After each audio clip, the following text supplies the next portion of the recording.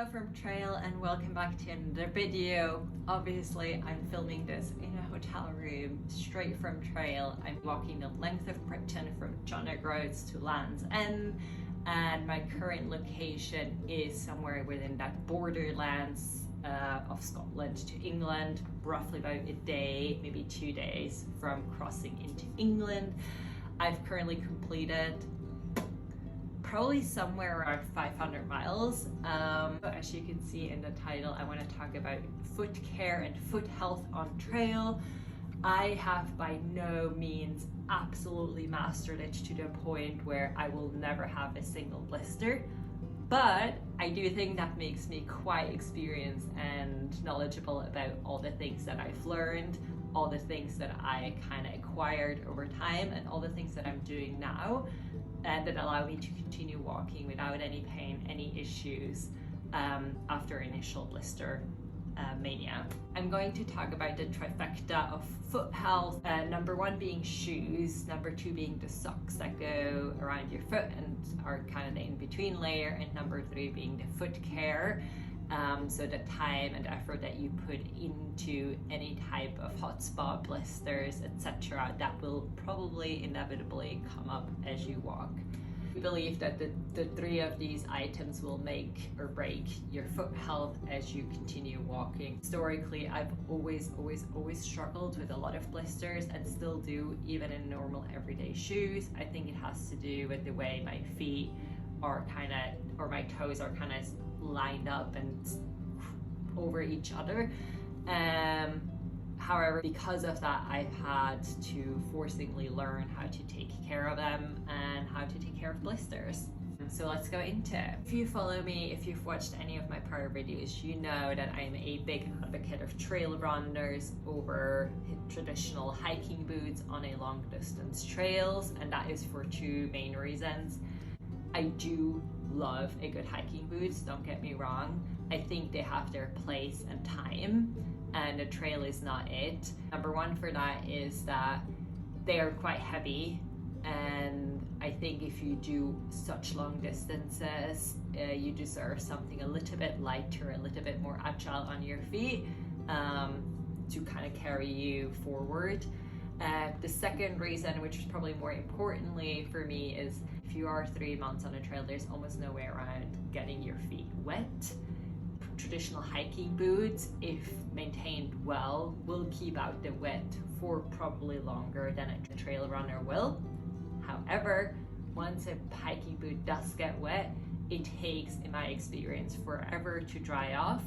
Whereas a trail runner will get wet really quickly and it'll soak your feet, but they also will dry out quite quickly after that, sometimes even while walking throughout the day.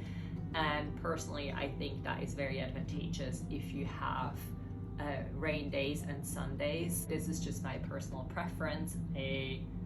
Don't judge anyone for using a hiking boot. This is just my opinion. If you've watched my packing video or any other videos in the past, you know that historically I would walk all my trails and all my long distance hikes in my La Sportiva Akanksha.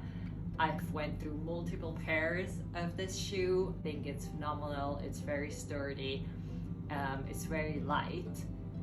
But I'm also admitting that I've always had blisters with that shoe, and I've always had pains and aches. Despite it, I just accepted that this is what's gonna be like, wearing shoes and being me with my feet. On this trail, it's come to a point where I was quite struggling, and I was wearing my Teva sandals for multiple days in a row.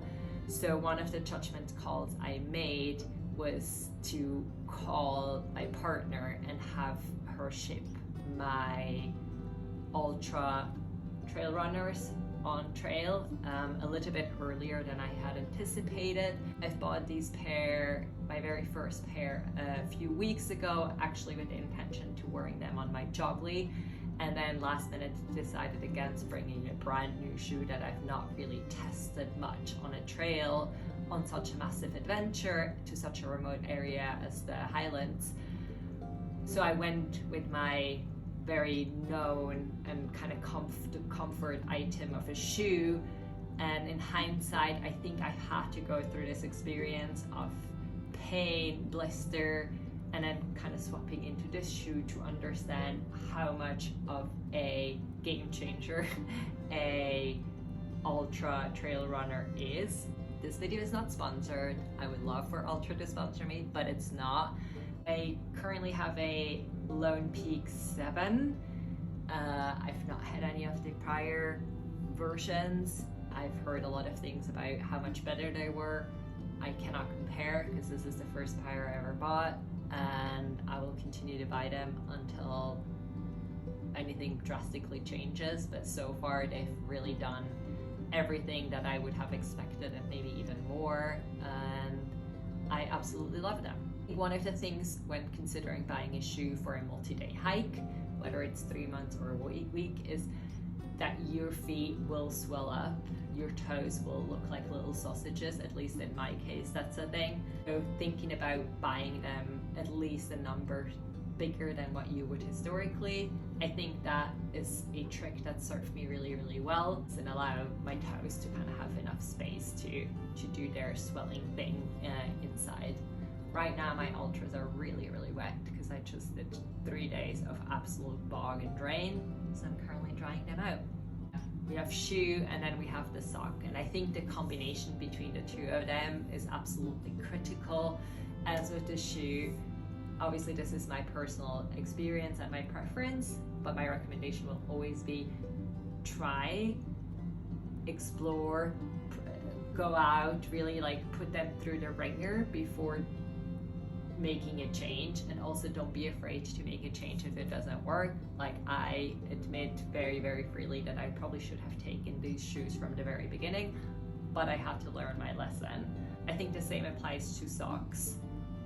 You have to find what type of socks works for you, whether it's a wool sock, whether it's a merino, or whether it's a synthetic type of sock, depending on your foot, but depending on the thickness of what you prefer.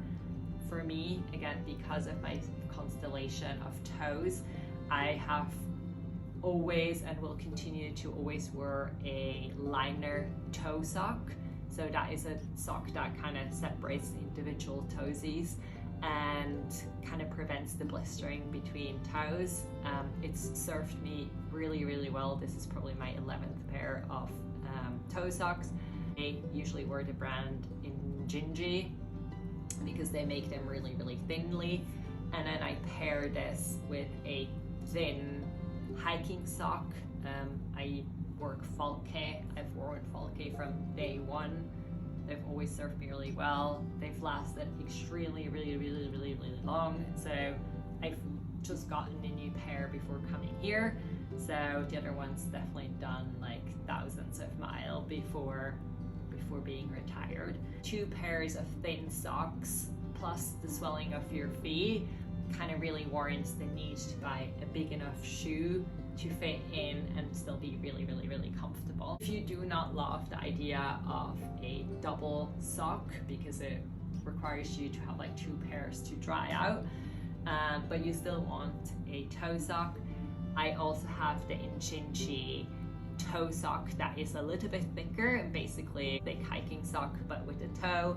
I honestly genuinely love both combinations, so that's why I carry both. It really is just a thing of preference.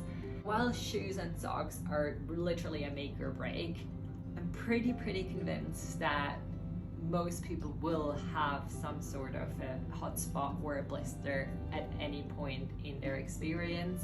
So I want to talk about one of the very critical parts, which is how to take care of it, when to take care of it, and how to make sure that it's being taken care of in a way that you can continue walking semi-comfortably at least. When we talk foot care, there is 2 different schools of thought. First being that if you have a blister, you should by no means pop it, you should just leave it, let it kind of regenerate itself and then go back to a normal state. I think that's a brilliant thinking, but in my opinion it only works if you are going back home after a 1-day adventure and then you're going to wear slippers or a different type of shoe that's not going to kind of continue rubbing on that sore spot. in the days following, which is really not what's often the case when you are hiking on a long distance trail. So that's where my personal opinion and the second school of thought comes in, is that when a spot or a blister appears, you're taking care of it, you are popping it right there and then in order to avoid growing and becoming more filled with pus. I want to talk about how to do it in a safe and clean way, because if you don't do that, you are risking infection, which is obviously counterproductive to what you're trying to do. How am I going to do that? One of the things I obviously always carry is a hand sanitizer. I always carry a tiny little pair of scissors. Comes out of my Swiss Army knife little toolkit, and I'll always carry a little bit of Luca tape. Now that I'm doing like a massive hike, I carry a full roll of Luca tape, just because. So between the three of these, I will sanitize my little scissors and I will cut open the blister quite big, with a quite big hole, and make sure that I get all the pus out.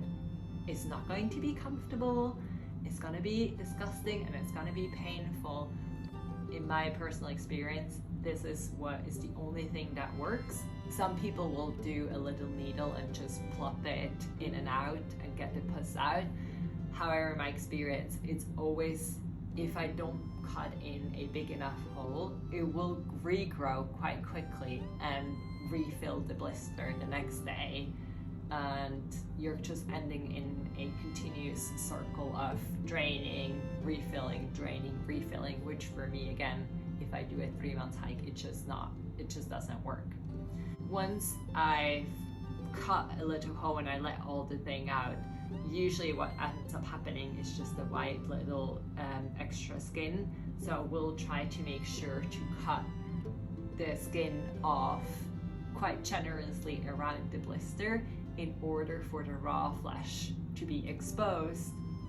And that's the very, very critical part, is you have to dry out your blister. You have to let it breathe in the air, to let it dry and give it time to kind of adjust to being exposed. Personally, that's always taken maybe like an overnight or a couple of hours until being perfectly fine. And it's always been in a situation where the next day, as I start my day of walking, I can just really just put some tape on it quite tightly. I would cut it open, and then I would make sure that I cut fully around the rim, exposing it, and then put on tape over it, and then within a couple of days I would just be absolutely fine and back to normal. If your blister feels too raw and too big to put on tape directly, the one thing you can do is take a little bit of sanitary gauze, or in the worst case even some tissue paper, and put that on and then tape it over, just so that if there is continued pus coming out, that it is somewhere absorbed. However, if it does continue to happen to have pus, I think that you need to be a little bit more generous in cutting away the skin, because the way the pus is produced is really if there is like flap of skin on skin and it's not fully exposed and dry. And sometimes that takes a little bit of courage, which is why it's really important that you are cleaning these out and you're sanitizing them really, really well, so you're not bringing in any extra dirt. In my experience, usually after a couple of days of making sure that I take off the bandages at the end of the day, I really let it breathe, especially if I've walked in wet environment and everything got a little bit soaked.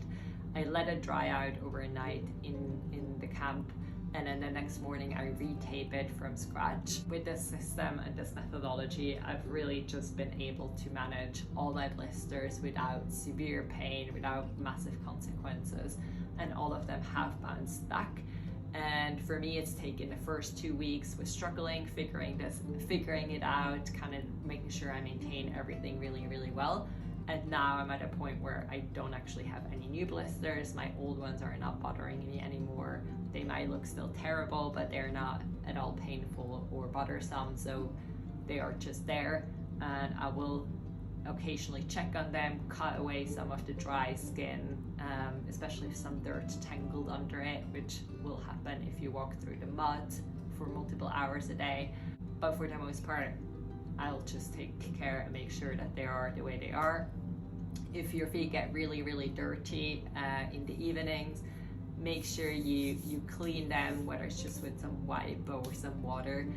And then last but not least, what I really love to do, if I have cleaned them in the evenings before drying everything out, when in the morning to put a little bit of cream, and this specifically is like a foot cream. You can also put on some Vaseline, just something on, because it will be dry, it'll be quite crusty.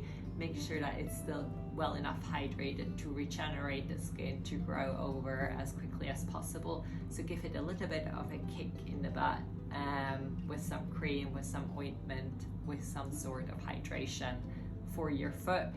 And I think between all of those items, you will have a good enough care system in place that works for you, that's practical, that's doable on trail, no matter what. But it will serve you tons of agony and make you have a good experience. Hopefully that was not too messy and too gross. I really hope that you got some tips and tricks out of this. As I said, I still had a lot of blisters. I do blame my shoes more than any of my foot care routine or my socks. So the lessons learned that I should have gone with my Ultra from the get-go, but that lesson was painful, and I'm giving it to you now in order to avoid for you to have to go through all it or any of this. Thank you so much for watching. Please subscribe to my channel. There's gonna come more, or there was a lot in the past. And follow me on my socials, all of the links below in the description, to see a little bit more live, where I'm at, what I'm doing, how my experiences. Have a very good rest of your day. Bye bye.